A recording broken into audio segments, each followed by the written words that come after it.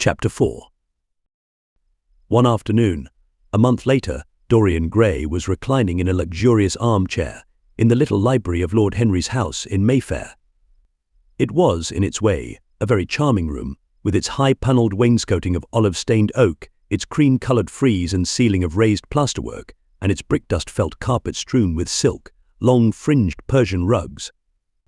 On a tiny satin-wood table stood a statuette by Clodion, and beside it lay a copy of Les Cent Nouvelles, bound for Margaret of Valois by Clovis Eve, and powdered with the gilt daisies that Queen had selected for her device.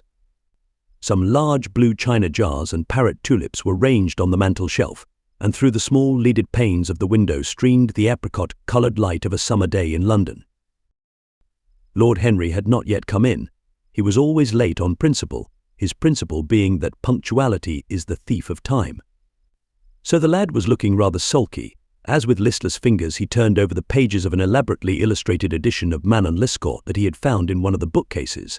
The formal monotonous ticking of the Louis XIV's clock annoyed him. Once or twice he thought of going away. At last he heard a step outside, and the door opened. "How late you are, Harry," he murmured. "I am afraid it is not Harry," Mr. Gray answered a shrill voice. He glanced quickly round and rose to his feet. "I beg your pardon," I thought. "You thought it was my husband. It is only his wife. You must let me introduce myself. I know you quite well by your photographs. I think my husband has got 17 of them." "But not 17, Lady Henry." "Well, 18, then. And I saw you with him the other night at the opera." She laughed nervously as she spoke, and watched him with her vague forget-me-not eyes. She was a curious woman, whose dresses always looked as if they had been designed in a rage and put on in a tempest. She was usually in love with somebody, and, as her passion was never returned, she had kept all her illusions. She tried to look picturesque, but only succeeded in being untidy. Her name was Victoria, and she had a perfect mania for going to church. That was at Lohengrin, Lady Henry, I think. Yes, it was at dear Lohengrin. I like Wagner's music better than anybody's. It is so loud that one can talk the whole time without other people hearing what one says. That is a great advantage, don't you think so, Mr. Gray? The same nervous staccato laugh broke from her thin lips, and her fingers began to play with a long tortoise-shell paper knife. Dorian smiled and shook his head. "I am afraid I don't think so, Lady Henry. I never talk during music, at least during good music. If one hears bad music, it is one's duty to drown it in conversation." "Ah, that is one of Harry's views, isn't it, Mr. Gray? I always hear Harry's views from his friends. It is the only way I get to know of them. But you must not think I don't like good music. I adore it. But I am afraid of it. It makes me too romantic. I have simply worshipped pianists 2 at a time. Sometimes, Harry tells me, I don't know what it is about them. Perhaps it is that they are foreigners. They all are, ain't they? Even those that are born in England become foreigners after a time. Don't they? It is so clever of them, and such a compliment to art. Makes it quite cosmopolitan, doesn't it? You have never been to any of my parties, have you, Mr. Gray? You must come. I can't afford orchids, but I spare no expense in foreigners. They make one's rooms look so picturesque. But here is Harry. Harry, I came in to look for you, to ask you something. I forget what it was, and I found Mr. Gray here. We have had such a pleasant chat about music. We have quite the same ideas. No, I think our ideas are quite different, but he has been most pleasant. I am so glad I've seen him." "I am charmed, my love, quite charmed," said Lord Henry, elevating his dark, crescent-shaped eyebrows and looking at them both with an amused smile. "So sorry I am late, Dorian. I went to look after a piece of old brocade in Wardour Street and had to bargain for hours for it. Nowadays people know the price of everything and the value of nothing." "I am afraid I must be going," exclaimed Lady Henry, breaking an awkward silence with her silly sudden laugh. "I have promised to drive with the Duchess. Goodbye, Mr. Gray." "Goodbye, Harry. You are dining out, I suppose?" "So am I. Perhaps I shall see you at Lady Thornbury's." "I dare say, my dear," said Lord Henry, shutting the door behind her as, looking like a bird of paradise that had been out all night in the rain, she flitted out of the room, leaving a faint odour of frangipani. Then he lit a cigarette and flung himself down on the sofa. Never marry a woman with straw-coloured hair, Dorian, he said after a few puffs. Why, Harry? Because they are so sentimental. But I like sentimental people. Never marry at all, Dorian. Men marry because they are tired women, because they are curious, both are disappointed. I don't think I am likely to marry, Harry. I am too much in love. That is one of your aphorisms. I am putting it into practice, as I do everything that you say. Who are you in love with? Asked Lord Henry after a pause. With an actress, said Dorian Gray, blushing. Lord Henry shrugged his shoulders. That is a rather commonplace debut. You would not say so if you saw her, Harry. Who is she? Her name is Sybil Vane. Never heard of her. No one has. People will someday, however. She is a genius. My dear boy, no woman is a genius. Women are a decorative sex. They never have anything to say, but they say it charmingly. Women represent the triumph of matter over mind, just as men represent the triumph of mind over morals. Harry, how can you?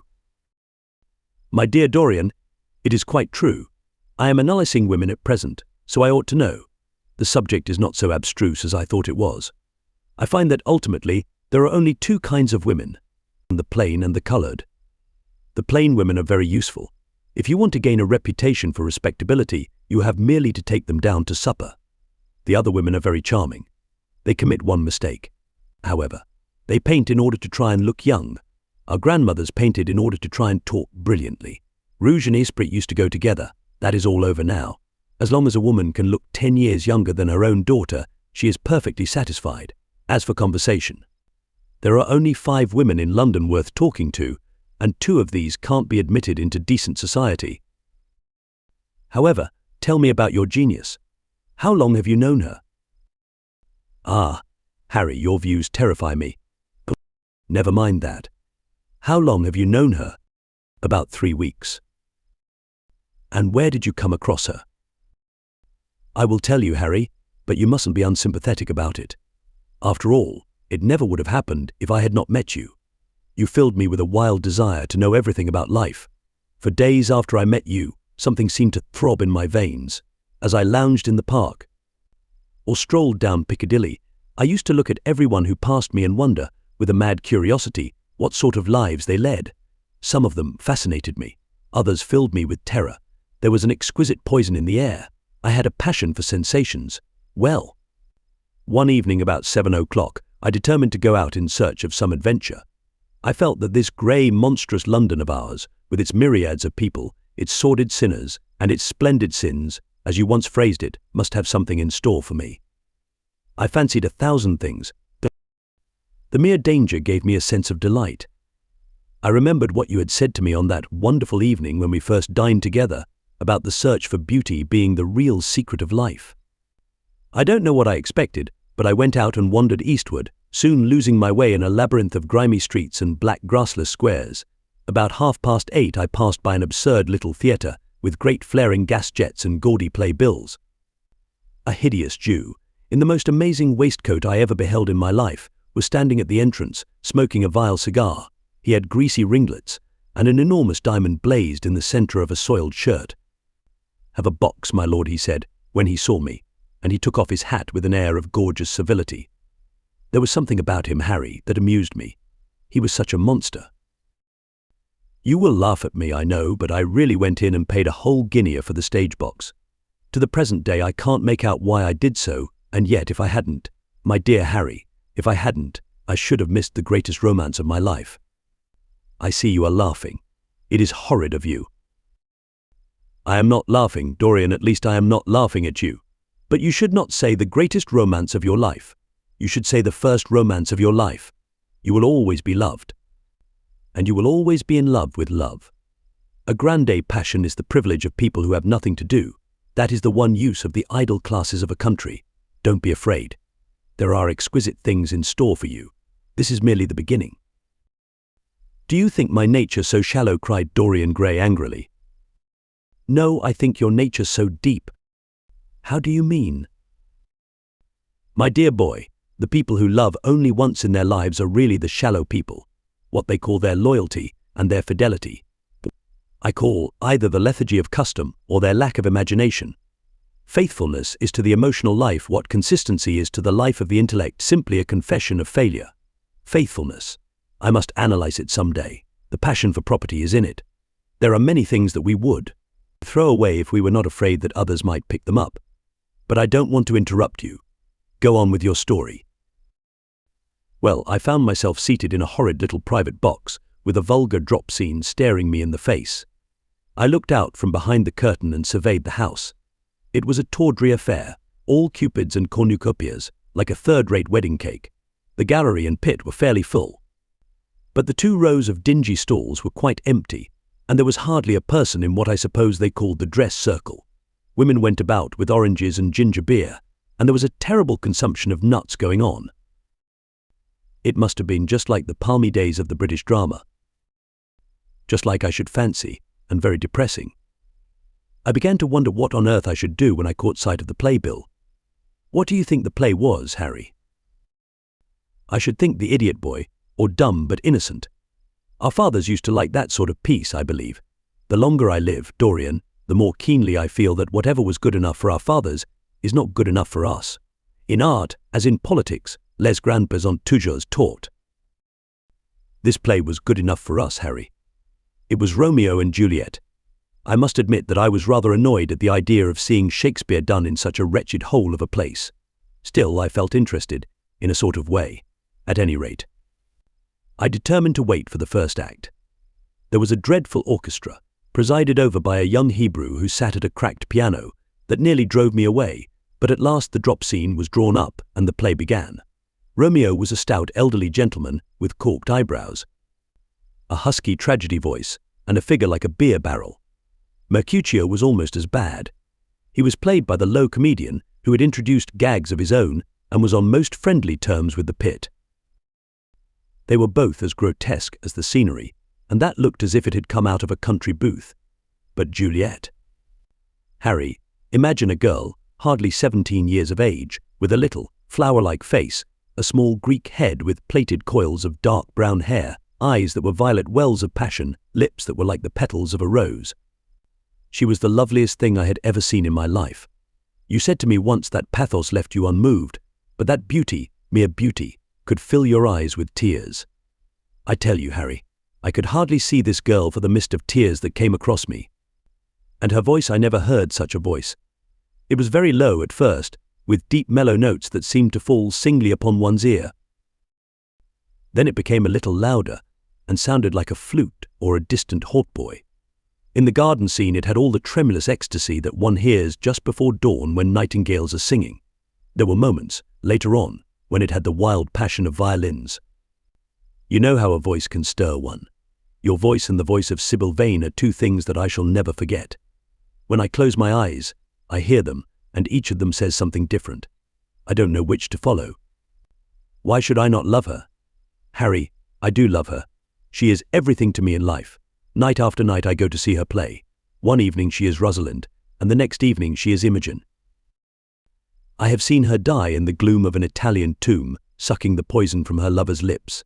I have watched her wandering through the forest of Arden, disguised as a pretty boy in hose and doublet and dainty cap. She has been mad, and has come into the presence of a guilty king, and given him rue to wear and bitter herbs to taste of. She has been innocent, and the black hands of jealousy have crushed her reed-like throat. I have seen her in every age and in every costume. Ordinary women never appeal to one's imagination. They are limited to their century. No glamour ever transfigures them. One knows their minds as easily as one knows their bonnets. One can always find them. There is no mystery in any of them. They ride in the park in the morning and chatter at tea parties in the afternoon. They have their stereotyped smile and their fashionable manner. They are quite obvious. But an actress. How different an actress is. Harry, why didn't you tell me that the only thing worth loving is an actress?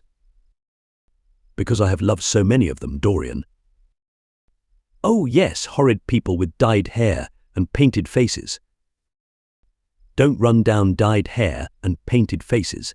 There is an extraordinary charm in them, sometimes, said Lord Henry. I wish now I had not told you about Sybil Vane. You could not have helped telling me, Dorian. All through your life you will tell me everything you do. Yes, Harry, I believe that is true. I cannot help telling you things. You have a curious influence over me. If I ever did a crime, I would come and confess it to you. You would understand me. People like you, the willful sunbeams of life, don't commit crimes, Dorian. But I am much obliged for the compliment, all the same. And now tell me, reach me the matches. Like a good boy, thanks. What are your actual relations with Sybil Vane? Dorian Gray leapt to his feet, with flushed cheeks and burning eyes. Harry, Sybil Vane is sacred.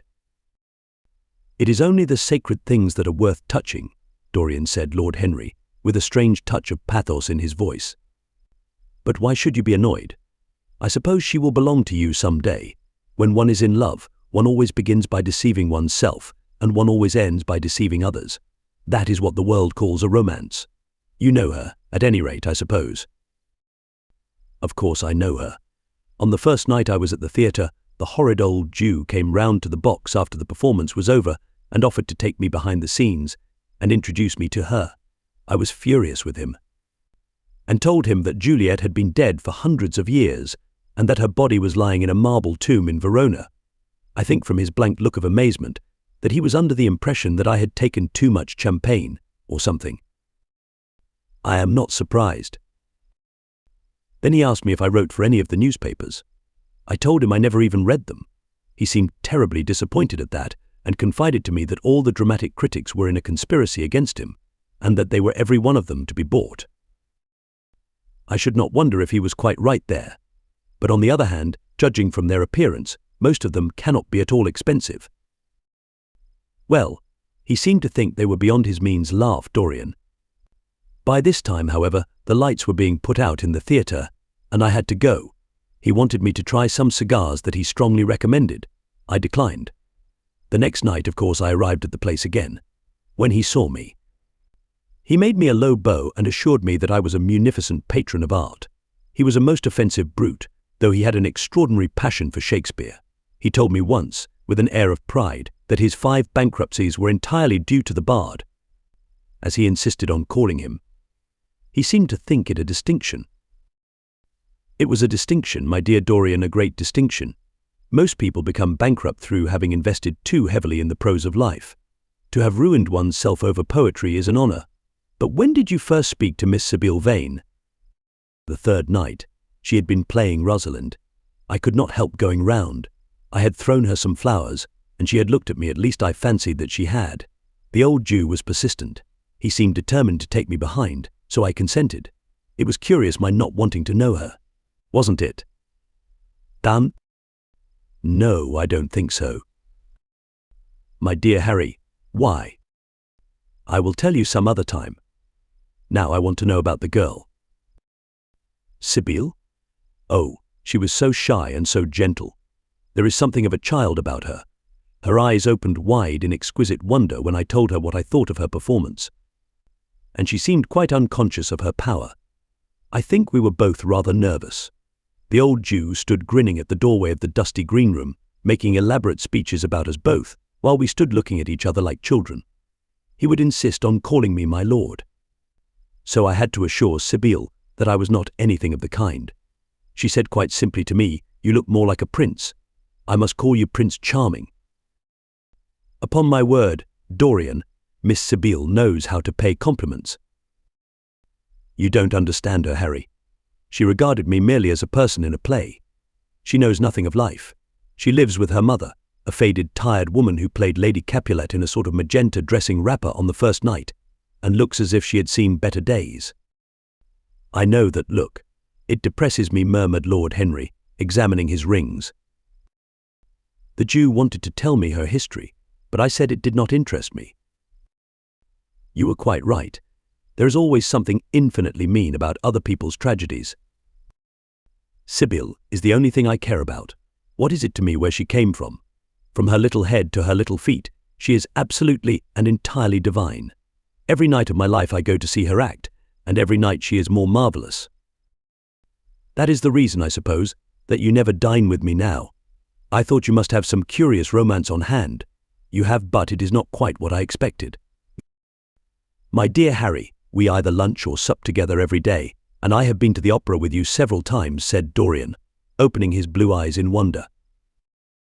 You always come dreadfully late. Well, I can't help going to see Sibylle play, he cried, even if it is only for a single act. I get hungry for her presence, and when I think of the wonderful soul that is hidden away in that little ivory body, I am filled with awe. You can dine with me tonight, Dorian, can't you? He shook his head. Tonight she is Imogen, he answered, and tomorrow night she will be Juliet. When is she Sibylle Vane? Never. I congratulate you. How horrid you are. She is all the great heroines of the world in one. She is more than an individual. You laugh, but I tell you she has genius. I love her, and I must make her love me. You, who know all the secrets of life. Tell me how to charm Sibylle Vane to love me. I want to make Romeo jealous. I want the dead lovers of the world to hear our laughter and grow sad. I want a breath of our passion to stir their dust into consciousness, to wake their ashes into pain. My God, Harry, how I worship her. He was walking up and down the room as he spoke. Hectic spots of red burned on his cheeks.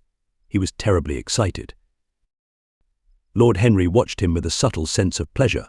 How different he was now from the shy, frightened boy he had met in Basil Hallward's studio. His nature had developed like a flower, had borne blossoms of scarlet flame. Out of its secret hiding place had crept his soul, and desire had come to meet it on the way. And what do you propose to do, said Lord Henry at last. I want you and Basil to come with me some night and see her act. I have not the slightest fear of the result. You are certain to acknowledge her genius. Then we must get her out of the Jew's hands. She is bound to him for 3 years, at least for 2 years and 8 months from the present time. I shall have to pay him something, of course. When all that is settled, I shall take a West End theatre and bring her out properly. She will make the world as mad as she has made me. That would be impossible, my dear boy. Yes, she will. She has not merely consummate art instinct, in her, but she has personality also, and you have often told me that it is personalities, not principles, that move the age. Well, what night shall we go? Let me see. Today is Tuesday. Let us fix tomorrow. She plays Juliet tomorrow. All right. The Bristol at 8 o'clock, and I will get Basil. Not 8, Harry, please. 6:30. We must be there before the curtain rises. You must see her in the first act, where she meets Romeo. 6:30. What an hour. It will be like having a meat tea, or reading an English novel. It must be 7. No gentleman dines before 7. Shall you see Basil between this and then? Or shall I write to him? Dear Basil. I have not laid eyes on him for a week. It is rather horrid of me, as he has sent me my portrait in the most wonderful frame, specially designed by himself. And though I am a little jealous of the picture for being a whole month younger than I am, I must admit that I delight in it. Perhaps you had better write to him. I don't want to see him alone. He says things that annoy me. He gives me good advice. Lord Henry smiled. People are very fond of giving away what they need most themselves. It is what I call the depth of generosity. Oh, Basil is the best of fellows, but he seems to me to be just a bit of a Philistine. Since I have known you, Harry, I have discovered that. Basil, my dear boy, puts everything that is charming in him into his work. The consequence is that he has nothing left for life but his prejudices, his principles, and his common sense. The only artists I have ever known who are personally delightful are bad artists. Good artists exist simply in what they make, and consequently are perfectly uninteresting in what they are. A great poet, a really great poet, is the most unpoetical of all creatures. But inferior poets are absolutely fascinating. The worse their rhymes are, the more picturesque they look. The mere fact of having published a book of second-rate sonnets makes a man quite irresistible. He lives the poetry that he cannot write. The others write the poetry that they dare not realize. I wonder, is that really so? Harry said Dorian Gray, putting some perfume on his handkerchief out of a large, gold-topped bottle that stood on the table. It must be, if you say it, and now I am off. Imogen is waiting for me. Don't forget about tomorrow. Goodbye. As he left the room, Lord Henry's heavy eyelids drooped, and he began to think. Certainly few people had ever interested him so much as Dorian Gray, and yet the lad's mad adoration of someone else caused him not the slightest pang of annoyance or jealousy. He was pleased by it. It made him a more interesting study. He had been always enthralled by the methods of natural science, but the ordinary subject matter of that science had seemed to him trivial and of no import. And so he had begun by vivisecting himself, as he had ended by vivisecting others. Human life that appeared to him the one thing worth investigating. Compared to it, there was nothing else of any value. It was true that as one watched life in its curious crucible of pain and pleasure, one could not wear over one's face a mask of glass, nor keep the sulphurous fumes from troubling the brain and making the imagination turbid with monstrous fancies and misshapen dreams. There were poisons so subtle that to know their properties one had to sicken of them. There were maladies so strange that one had to pass through them if one sought to understand their nature. And yet, what a great reward one received! How wonderful the whole world became to one! To note the curious hard logic of passion, and the emotional colored life of the intellect, to observe where they met, and where they separated, at what point they were in unison, and at what point they were at discord, there was a delight in that. What matter what the cost was? One could never pay too high a price for any sensation. He was conscious, and the thought brought a gleam of pleasure into his brown agate eyes, that it was through certain words of his, musical words said with musical utterance, that Dorian Gray's soul had turned to this white girl and bowed in worship before her. To a large extent the lad was his own creation. He had made him premature. That was something. Ordinary people waited till life disclosed to them its secrets, but to the few, to the elect, the mysteries of life were revealed before the veil was drawn away. Sometimes this was the effect of art, and chiefly of the art of literature, which dealt immediately with the passions and the intellect.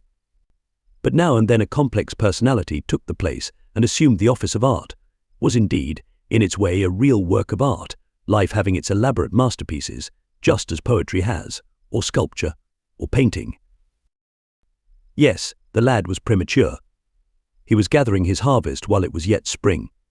The pulse and passion of youth were in him, but he was becoming self-conscious. It was delightful to watch him. With his beautiful face and his beautiful soul, he was a thing to wonder at.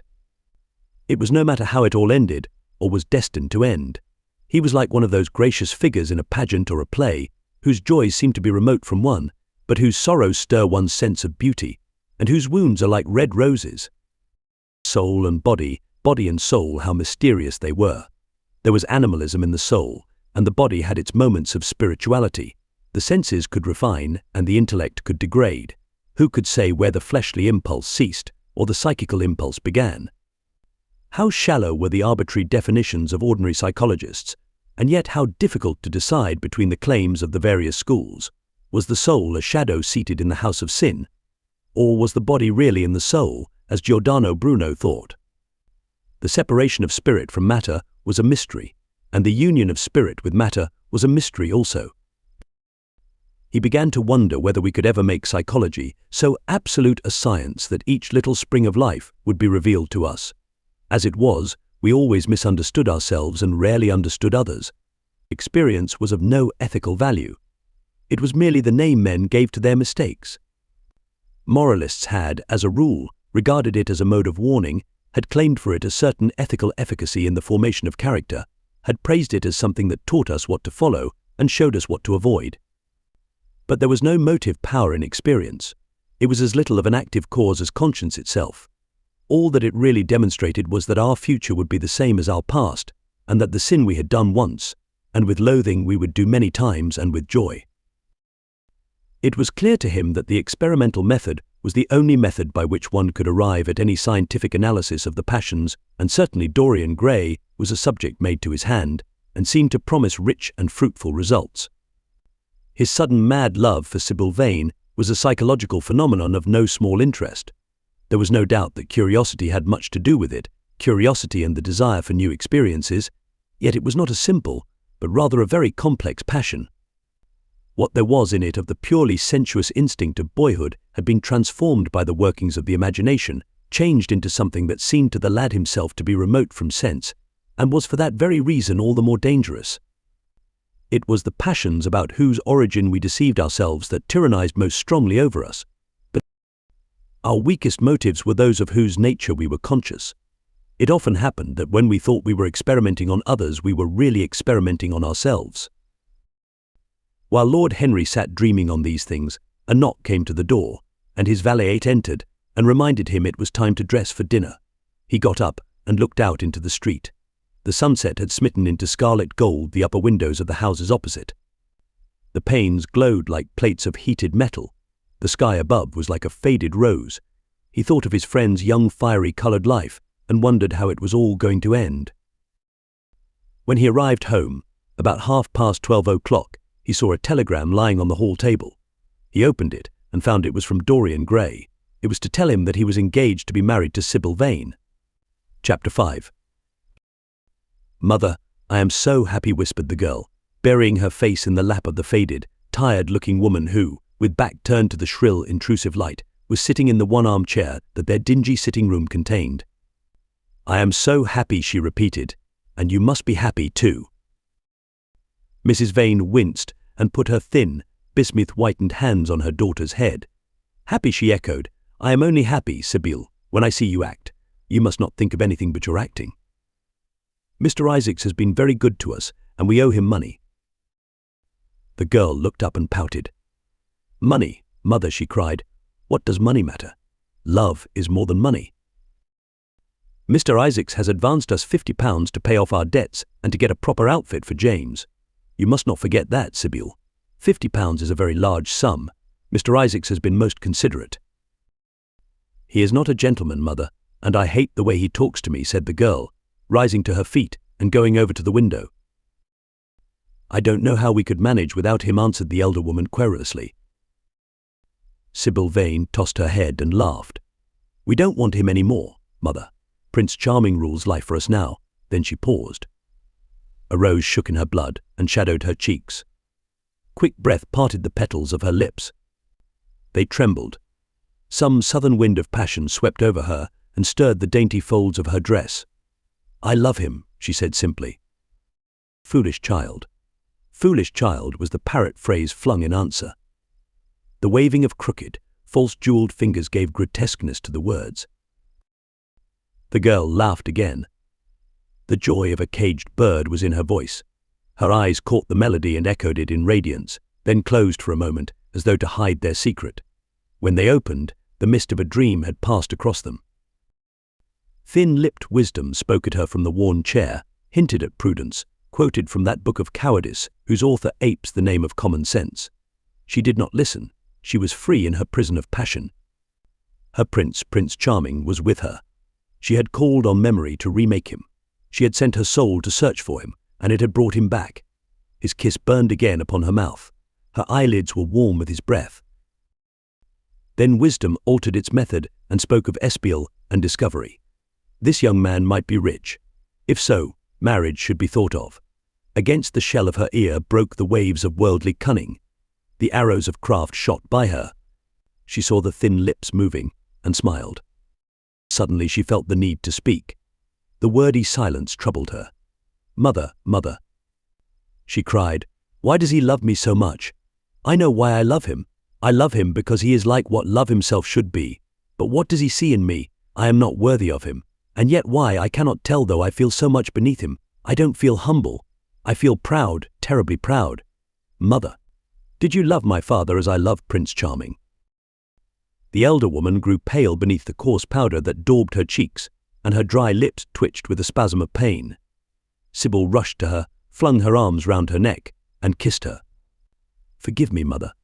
I know it pains you to talk about our father, but it only pains you because you loved him so much. Don't look so sad. I am as happy today as you were 20 years ago.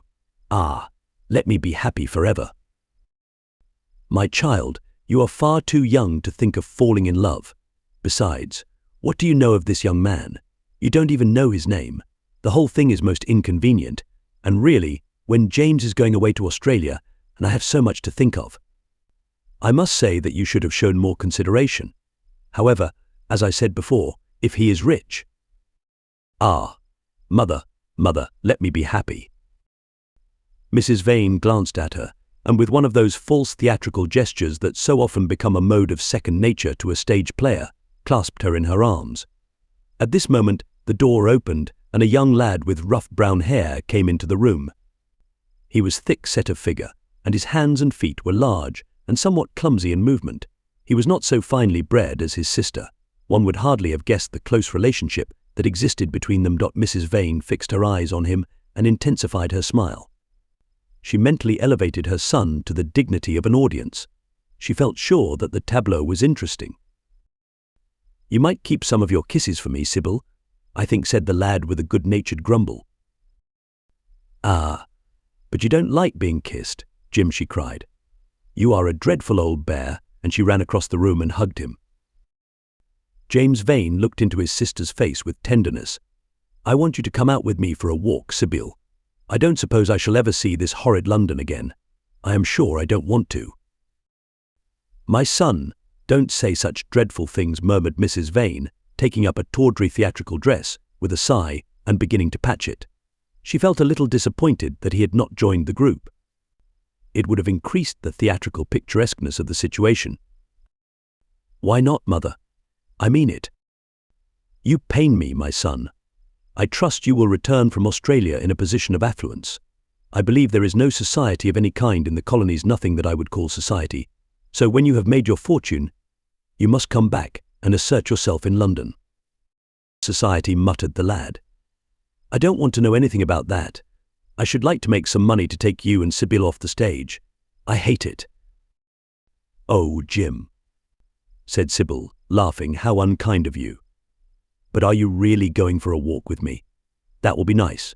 I was afraid you were going to say goodbye to some of your friends, to Tom Hardy, who gave you that hideous pipe, or Ned Langton, who makes fun of you for smoking it. It is very sweet of you to let me have your last afternoon. Where shall we go? Let us go to the park." "I am too shabby," he answered, frowning. "Only swell people go to the park." "Nonsense, Jim," she whispered, stroking the sleeve of his coat. He hesitated for a moment. "Very well," he said at last, "but don't be too long dressing." She danced out of the door. One could hear her singing as she ran upstairs. Her little feet pattered overhead. He walked up and down the room 2 or 3 times. Then he turned to the still figure in the chair. "Mother, are my things ready?" he asked. "Quite ready, James," she answered, keeping her eyes on her work. For some months past she had felt ill at ease when she was alone with this rough, stern son of hers. Her shallow, secret nature was troubled when their eyes met. She used to wonder if he suspected anything. The silence, for he made no other observation, became intolerable to her. She began to complain. Women defend themselves by attacking, just as they attack by sudden and strange surrenders. "I hope you will be contented, James, with your seafaring life," she said. "You must remember that it is your own choice. You might have entered a solicitor's office. Solicitors are a very respectable class, and in the country often dine with the best families." "I hate offices, and I hate clerks," he replied. "But you are quite right. I have chosen my own life. All I say is, watch over Sybil. Don't let her come to any harm. Mother, you must watch over her." "James, you really talk very strangely. Of course I watch over Sybil. I hear a gentleman comes every night to the theatre and goes behind to talk to her. Is that right? What about that?" "You are speaking about things you don't understand, James. In the profession we are accustomed to receive a great deal of most gratifying attention. I myself used to receive many bouquets at one time. That was when acting was really understood. As for Sybil, I do not know at present whether her attachment is serious or not, but there is no doubt that the young man in question is a perfect gentleman. He is always most polite to me. Besides, he has the appearance of being rich, and the flowers he sends are lovely." "You don't know his name, though," said the lad harshly. "No," answered his mother with a placid expression in her face. "He has not yet revealed his real name. I think it is quite romantic of him. He is probably a member of the aristocracy." James Vane bit his lip. "Watch over Sybil, mother," he cried. "Watch over her." "My son, you distress me very much. Sybil is always under my special care. Of course, if this gentleman is wealthy, there is no reason why she should not contract an alliance with him. I trust he is one of the aristocracy. He has all the appearance of it. I must say, it might be a most brilliant marriage for Sybil. They would make a charming couple. His good looks are really quite remarkable. Everybody notices them." The lad muttered something to himself and drummed on the window pane with his coarse fingers. He had just turned round to say something when the door opened and Sybil ran in. "How serious you both are," she cried. "What is the matter?" "Nothing," he answered. "I suppose one must be serious sometimes. Goodbye, Mother, I will have my dinner at 5 o'clock. Everything is packed, except my shirts, so you need not trouble." "Goodbye, my son," she answered with a bow of strained stateliness. She was extremely annoyed at the tone he had adopted with her, and there was something in his look that had made her feel afraid. "Kiss me," Mother said the girl. Her flower-like lips touched the withered cheek and warmed its frost. "My child." "My child," cried Mrs. Vane, looking up to the ceiling in search of an imaginary gallery. "Come," Sybil said her brother impatiently. He hated his mother's affectations. They went out into the flickering, wind-blown sunlight and strolled down the dreary Euston Road. The passers-by glanced in wonder at the sullen, heavy youth who, in coarse, ill-fitting clothes, was in the company of such a graceful, refined-looking girl. He was like a common gardener walking with a rose.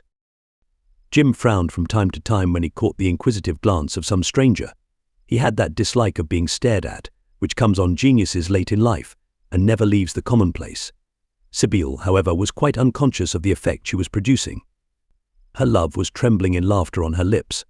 She was thinking of Prince Charming, and that she might think of him all the more, she did not talk of him, but prattled on about the ship in which Jim was going to sail, about the gold he was certain to find, about the wonderful heiress whose life he was to save from the wicked, red-shirted bushrangers.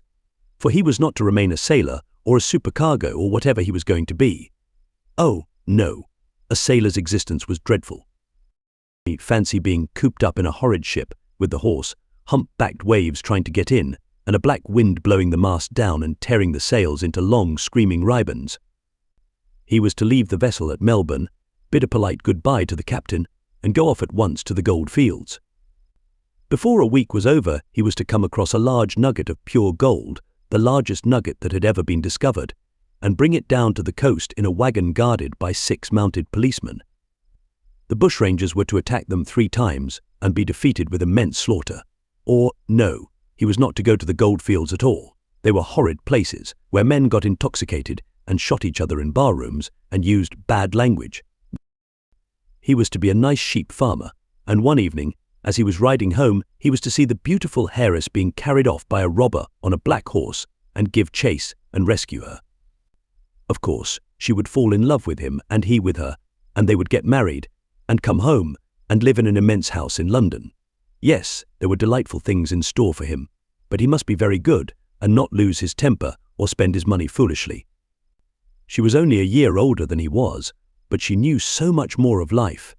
He must be sure, also, to write to her by every mail and to say his prayers each night before he went to sleep. God was very good and would watch over him. She would pray for him too, and in a few years he would come back quite rich and happy. The lad listened sulkily to her and made no answer. He was heart-sick at leaving home. Yet it was not this alone that made him gloomy and morose. Inexperienced though he was, he had still a strong sense of the danger of Sybil's position. This young dandy who was making love to her could mean her no good. He was a gentleman, and he hated him for that, hated him through some curious race instinct for which he could not account, and which for that reason was all the more dominant within him. He was conscious also of the shallowness and vanity of his mother's nature, and in that saw infinite peril for Sybil and Sybil's happiness. Children begin by loving their parents. As they grow older they judge them, sometimes they forgive them. His mother. He had something on his mind to ask of her, something that he had brooded on for many months of silence. A chance phrase that he had heard at the theatre, a whispered sneer that had reached his ears one night as he waited at the stage door, had set loose a train of horrible thoughts. He remembered it as if it had been the lash of a hunting crop across his face. His brows knit together into a wedge-like furrow, and with a twitch of pain he bit his underlip. "You are not listening to a word I am saying," Jim cried Sybil, "and I am making the most delightful plans for your future. Do say something." "What do you want me to say?" "Oh, that you will be a good boy and not forget us," she answered, smiling at him. He shrugged his shoulders. "You are more likely to forget me than I am to forget you, Sybil." She flushed. "What do you mean, Jim?" she asked. "You have a new friend, I hear. Who is he? Why have you not told me about him? He means you no good." "Stop," Jim, she exclaimed. You must not say anything against him. I love him. Why, you don't even know his name, answered the lad. Who is he? I have a right to know. He is called Prince Charming. Don't you like the name? Oh, you silly boy. You should never forget it. If you only saw him, you would think him the most wonderful person in the world. Someday you will meet him when you come back from Australia. You will like him so much. Everybody likes him. And I love him. I wish you could come to the theatre tonight. He is going to be there and I am to play Juliet. Oh, how I shall play it. Fancy Jim, to be in love and play Juliet.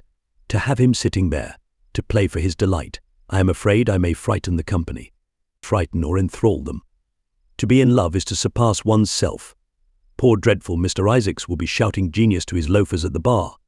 He has preached me as a dogma. Tonight he will announce me as a revelation. I feel it.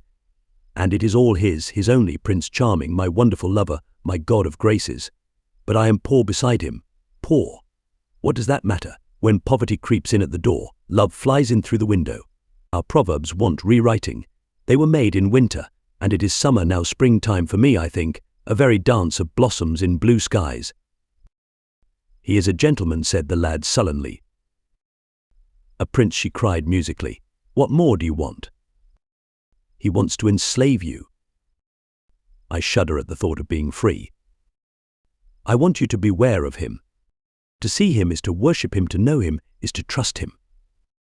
Sybil, you are mad about him. She laughed and took his arm. You dear old Jim, you talk as if you were 100. Some day you will be in love yourself. Then you will know what it is. Don't look so sulky. Surely you should be glad to think that, though you are going away, you leave me happier than I have ever been before. Life has been hard for us both, terribly hard and difficult, but it will be different now.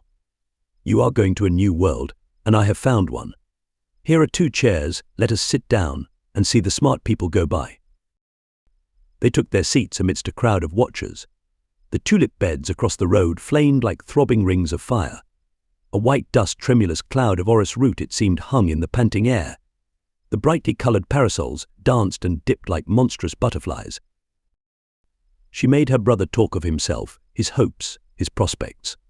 He spoke slowly and with effort. They passed words to each other as players at a game pass counters. Sybil felt oppressed. She could not communicate her joy. A faint smile curving that sullen mouth was all the echo she could win. After some time she became silent. Suddenly she caught a glimpse of golden hair and laughing lips, and in an open carriage with 2 ladies Dorian Gray drove past. She started to her feet. There he is, she cried. Who said Jim Vane? Prince Charming, she answered, looking after the Victoria. He jumped up and seized her roughly by the arm. Show him to me. Which is he? Point him out. I must see him, he exclaimed, but at that moment the Duke of Berwick's 4 in hand came between, and when it had left the space clear, the carriage had swept out of the park. He is gone, murmured Sybil sadly. I wish you had seen him. I wish I had, for as sure as there is a God in heaven. If he ever does you any wrong, I shall kill him. She looked at him in horror. He repeated his words. They cut the air like a dagger. The people round began to gape. A lady standing close to her tittered.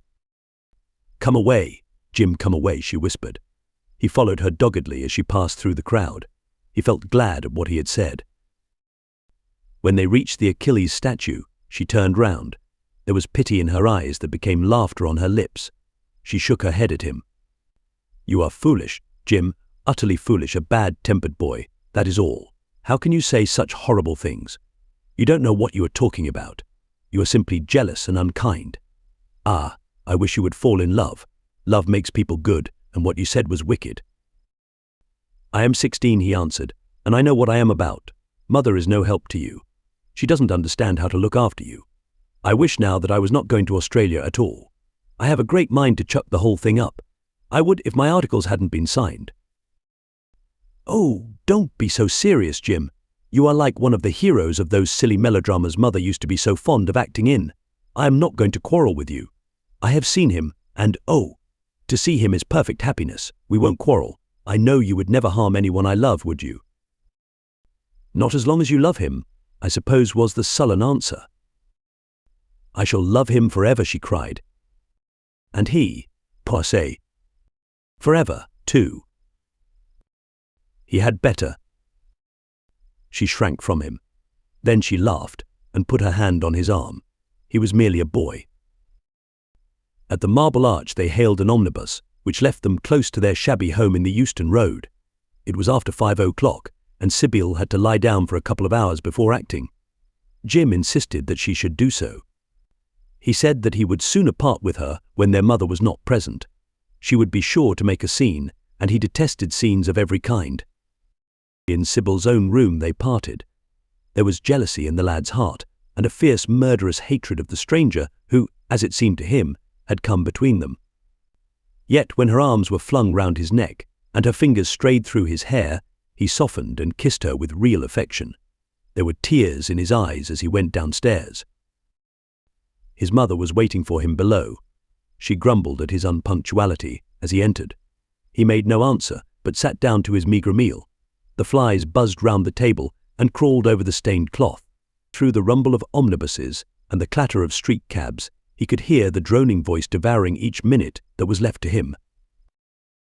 After some time, he thrust away his plate and put his head in his hands. He felt that he had a right to know.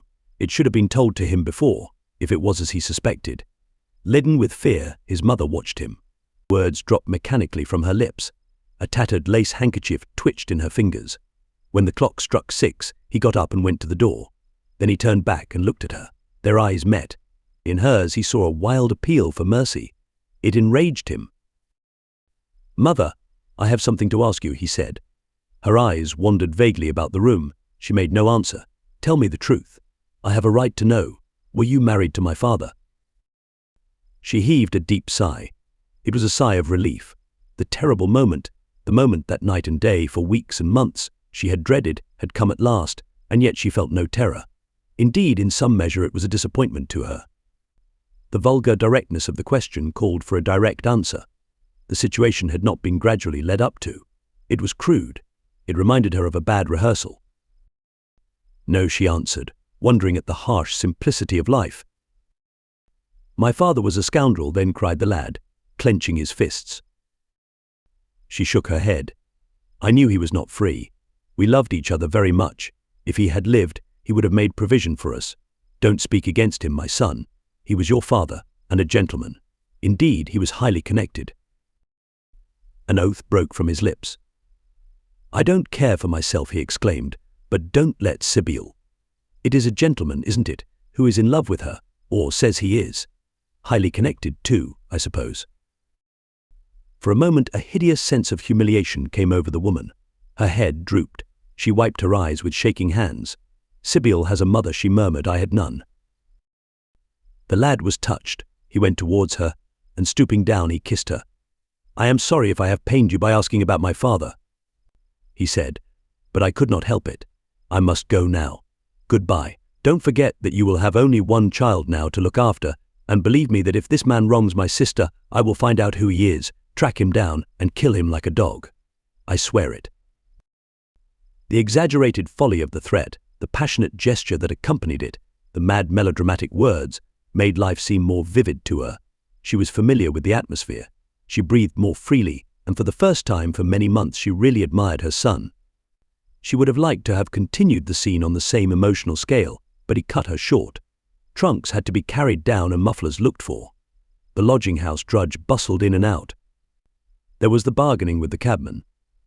The moment was lost in vulgar details. It was with a renewed feeling of disappointment that she waved the tattered lace handkerchief from the window as her son drove away. She was conscious that a great opportunity had been wasted.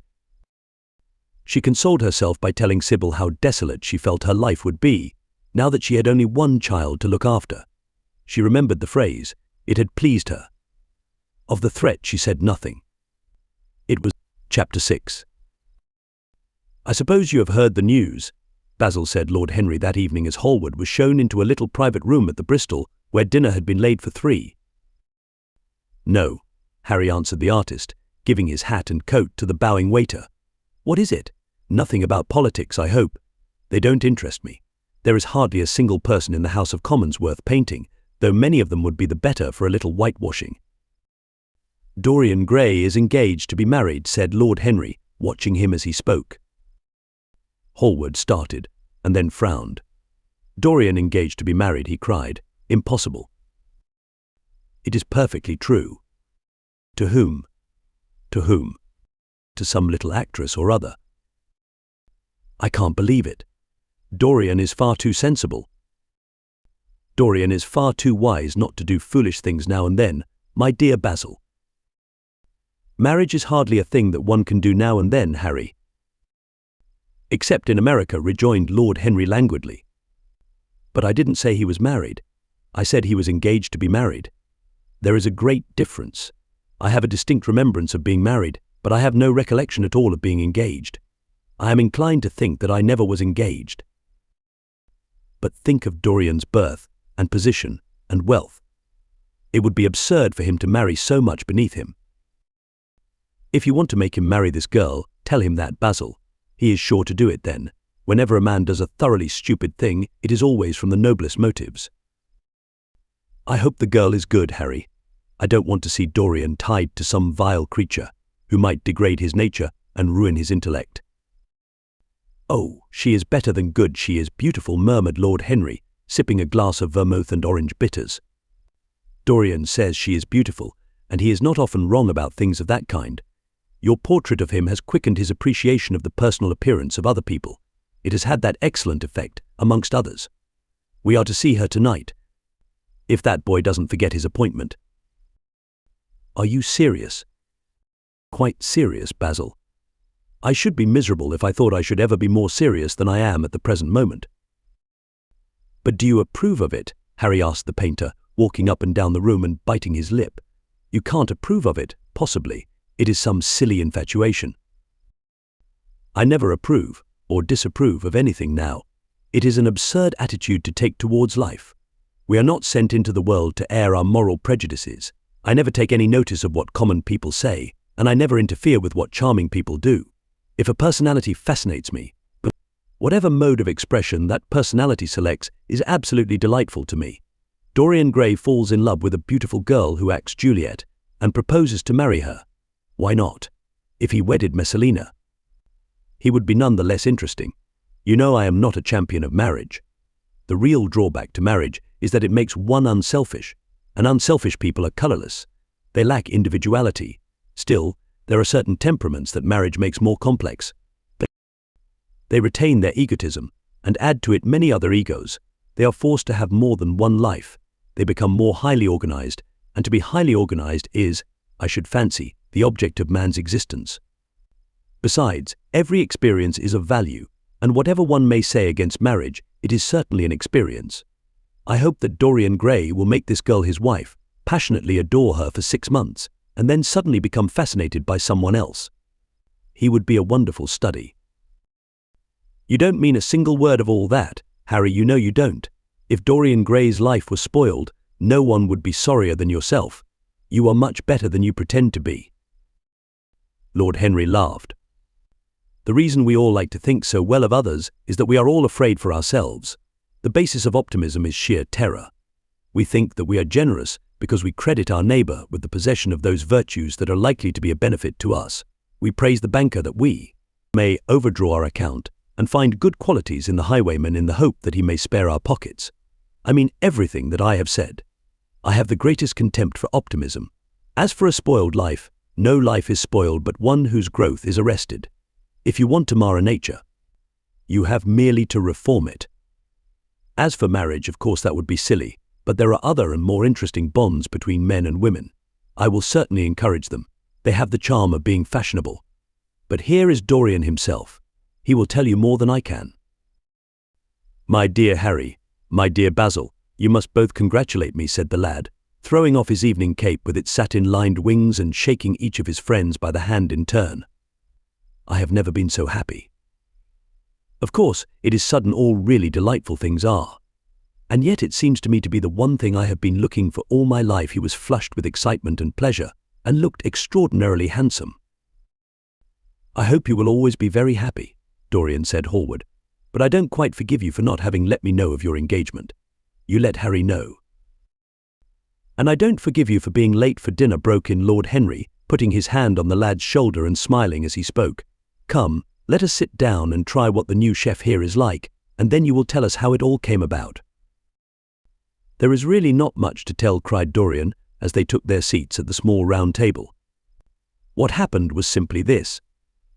After I left you yesterday evening, Harry, I dressed, had some dinner at that little Italian restaurant in Rupert Street you introduced me to, and went down at 8 o'clock to the theatre. Sybil was playing Rosalind. Of course. The scenery was dreadful, and the Orlando absurd. But Sybil, you should have seen her. When she came on in her boy's clothes, she was perfectly wonderful. She wore a moss-coloured velvet jerkin with cinnamon sleeves, slim, brown, cross-gartered hose, a dainty little green cap with a hawk's feather caught in a jewel, and a hooded cloak lined with dull red. She had never seemed to me more exquisite. She had all the delicate grace of that Tanagra figurine that you have in your studio, Basil. Her hair clustered round her face like dark leaves round a pale rose. As for her acting, well, you shall see her tonight. She is simply a born artist. I sat in the dingy box absolutely enthralled. I forgot that I was in London and in the 19th century.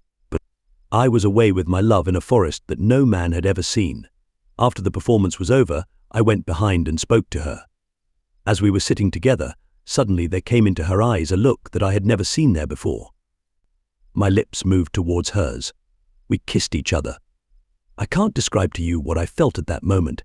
It seemed to me that all my life had been narrowed to one perfect point of rose-coloured joy. She trembled all over and shook like a white narcissus. Then she flung herself on her knees and kissed my hands. I feel that I should not tell you all this, but I can't help it. Of course, our engagement is a dead secret. She has not even told her own mother. I don't know what my guardians will say. Lord Radley is sure to be furious. I don't care. I shall be of age in less than a year, and then I can do what I like. I have been right, Basil, haven't I, to take my love out of poetry and to find my wife in Shakespeare's plays. Lips that Shakespeare taught to speak have whispered their secret in my ear. I have had the arms of Rosalind around me and kissed Juliet on the mouth. Yes, Dorian, I suppose you were right, said Hallward slowly. Have you seen her today? Asked Lord Henry. Dorian Gray shook his head. I left her in the forest of Arden. I shall find her in an orchard in Verona. Lord Henry sipped his champagne in a meditative manner. At what particular point did you mention the word marriage, Dorian? And what did she say in answer? Perhaps you forgot all about it. My dear Harry, I did not treat it as a business transaction, and I did not make any formal proposal. I told her that I loved her, and she said she was not worthy to be my wife. Not worthy. Why, the whole world is nothing to me compared with her. Women are wonderfully practical, murmured Lord Henry. Much more practical than we are.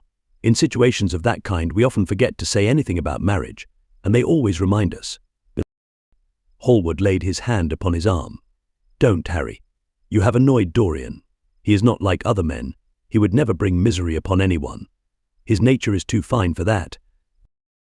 Lord Henry looked across the table. Dorian is never annoyed with me, he answered. I asked the question for the best reason possible, for the only reason, indeed. That excuse is one for asking any question, simple curiosity.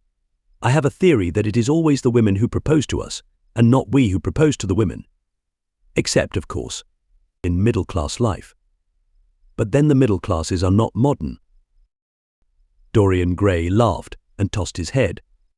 You are quite incorrigible, Harry, but I don't mind. It is impossible to be angry with you. When you see Sibyl Vane, you will feel that the man who could wrong her would be a beast. The beast without a heart. I cannot understand how anyone can wish to shame the thing he loves. I love Sibyl Vane. I want to place her on a pedestal of gold and to see the world worship the woman who is mine. What is marriage? An irrevocable vow. You mock at it for that. Ah, don't mock. It is an irrevocable vow that I want to take. Her trust makes me faithful. Her belief makes me good. When I am with her, I regret all that you have taught me. I become different from what you have known me to be. I am changed, and the mere touch of Sibyl Vane's hand makes me forget you and all your wrong. Fascinating, poisonous, delightful theories.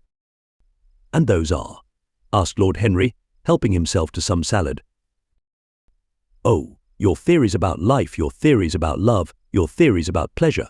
All your theories, in fact, Harry. Pleasure is the only thing worth having a theory about, he answered in his slow, melodious voice. But I am afraid I cannot claim my theory as my own. It belongs to nature, not to me. Pleasure is nature's test, her sign of approval.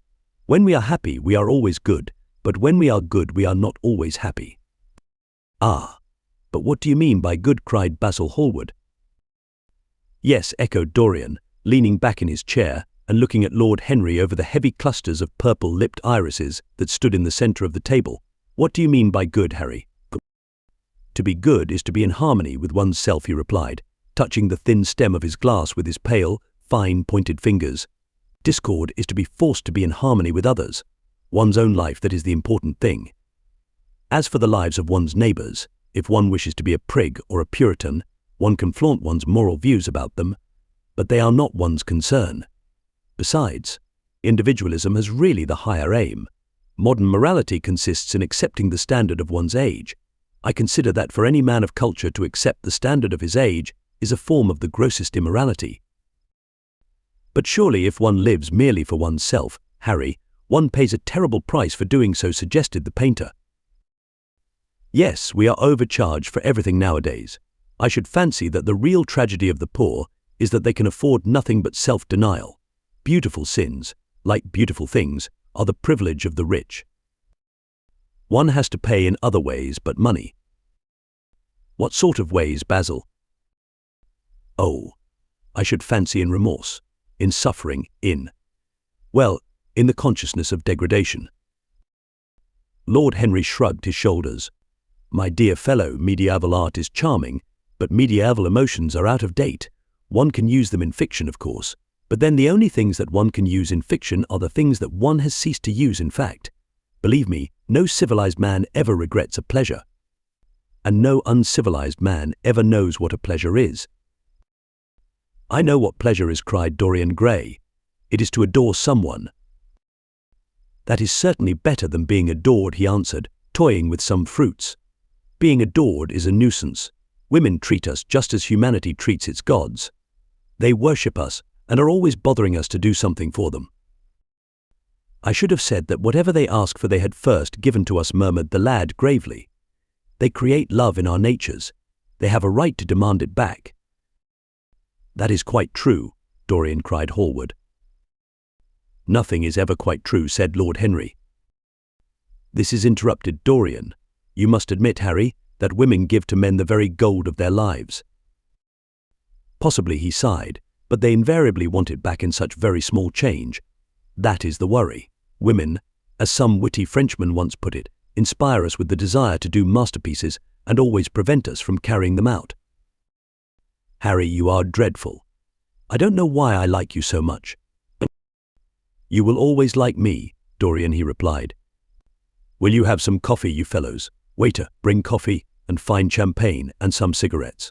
No, don't mind the cigarettes, I have some. Basil, I can't allow you to smoke cigars. You must have a cigarette. A cigarette is the perfect type of a perfect pleasure. It is exquisite. And it leaves one unsatisfied. What more can one want? Yes, Dorian, you will always be fond of me. I represent to you all the sins you have never had the courage to commit.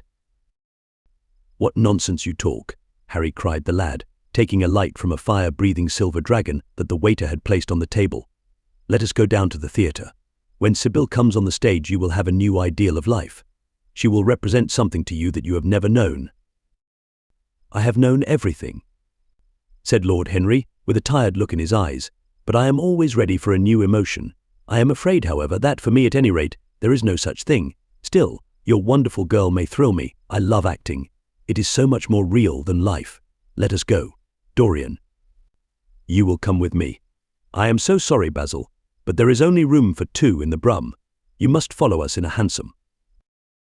They got up and put on their coats, sipping their coffee standing. The painter was silent and preoccupied. There was a gloom over him. He could not bear this marriage, and yet it seemed to him to be better than many other things that might have happened. After a few minutes, they all passed downstairs. He drove off by himself, as had been arranged, and watched the flashing lights of the little brougham in front of him. A strange sense of loss came over him. He felt that Dorian Gray would never again be to him all that he had been in the past. Life had come between them. His eyes darkened, and the crowded, flaring streets became blurred to his eyes. When the cab drew up at the theatre, it seemed to him that he had grown years older.